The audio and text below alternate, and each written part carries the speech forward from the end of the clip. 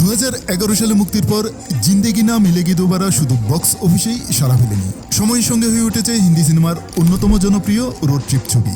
সম্প্রতি ছবিটির বহুল আলোচিত একটি দৃশ্যের নেপথ্যের গল্প জানিয়েছেন পরিচালক জোয়া আখতার। বিশেষ করে ক্যাটরিনা কাইফের লাইলা ও ঋতিক রোশনের অর্জুনের চুম্বন দৃশ্যটি কিভাবে গল্পে এসেছে সেটি উঠে এসেছে তার কথায়।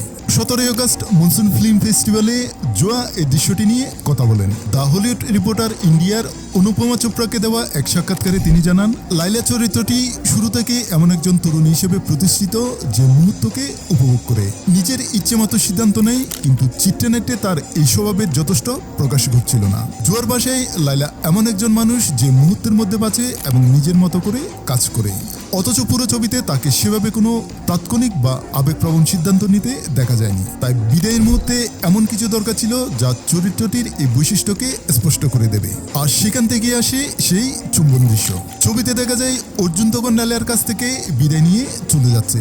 লাইলা বুঝতে পারে হয়তো আর কখনো অর্জুনের সঙ্গে দেখা হবে না। সেই মুহূর্তে কোনো দীর্ঘ পরিকল্পনা নয়, বরং হঠাৎ সিদ্ধান্ত নিয়ে সে অর্জুনকে চুমু খেতে ছুটে যায়। জোয়া আখতারের ব্যাখ্যায় দৃশ্যটির মধ্যে রূপকথার একটি মজার উল্টে দেওয়া ধারণা রয়েছে। সাধারণ রূপকথায় রাজপুত্র চুমু দিয়ে ঘুমন্ত সুন্দরীকে জাগিয়ে তোলে, কিন্তু এখানে পরিস্থিতি ঠিক উল্টো। জোয়া বলেন অর্জুন আসলে স্লিপিং বিউটি অর্থাৎ ঘুমন্ত সুন্দরী, আর লাইলা হলো রাজপুত্র। কারণ অর্জুন তখন নিজের কাজ, সাফল্য আর অর্থ উপার্জনের দূরে এতটাই ডুবে আছে যে সে জীবনের আসল আনন্দ থেকে দূরে সরে গেছে। লাইলার চুমুই তাকে সে ঘুর থেকে জাগিয়ে তোলার প্রতীক। চরিত্র দুটির এই পার্থক্য দৃশ্যটিকে গুরুত্বপূর্ণ করে তুলেছিল। অর্জুন যেখানে সবকিছু নিয়ন্ত্রণে রাখতে চায়, সেখানে লাইলা বাঁচে মুহূর্তের আনন্দে। ফলে বিদায়ের আগে লাইলার হঠাৎ নেওয়া সিদ্ধান্তটি তার চরিত্রের স্বাভাবিক বহিঃপ্রকাশ। এই দৃশ্যের সঙ্গে জড়িয়ে আছে আরেকটি বিশেষ তথ্য। জোয়া জানান, ছবিতে অভিনয়ের সময় ক্যাটরিনা কাইফের আগে কোনো অনস্ক্রিন চুম্বনের অভিজ্ঞতা ছিল না। ক্যাটরিনা যখন চিত্রনাট্যটি পড়েন তখন জোয়ার সঙ্গে বিষয়টি নিয়ে কথা হয়। পরিচালক জানান, দৃশ্যটি চিত্রনাট্যের প্রয়োজনেই রাখা হয়েছে। ক্যাটরিনার প্রতিক্রিয়া ছিল যথেষ্ট পেশাদার। জোয়ার কথায় ক্যাটরিনা বলেছিলেন তিনি বুঝতে পারছেন চিত্রনাট্যের জন্য দৃশ্যটি প্রয়োজন, ফলে দৃশ্যটি কেবল রোমান্টিক মুহূর্ত হিসেবে নয়, লাইলার চরিত্র নির্মাণের গুরুত্বপূর্ণ অংশ হিসেবে জায়গা করে নেয়। ঋতিক রোশন অভিনীত অর্জুন চরিত্রটি ছবির শুরুতে একজন সফল কিন্তু কাজপাগল তরুণ।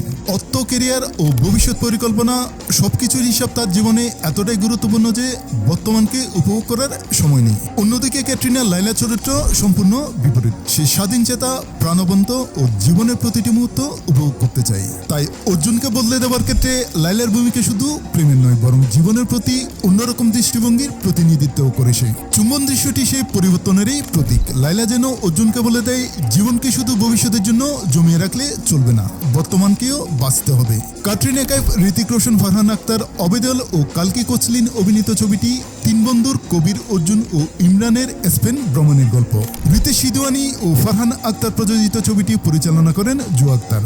মুক্তির 15 বছর পরও জিন্দেগি না মিলেগি দুবারার জনপ্রিয়তার অন্যতম কারণ হলো ছবিটি বন্ধুত্ব, প্রেম, ভয় ও জীবনকে উপভোগ করা এবং নিজের ভিতরে পরিবর্তনকে একই গল্পে মিলিয়ে দিয়েছিল।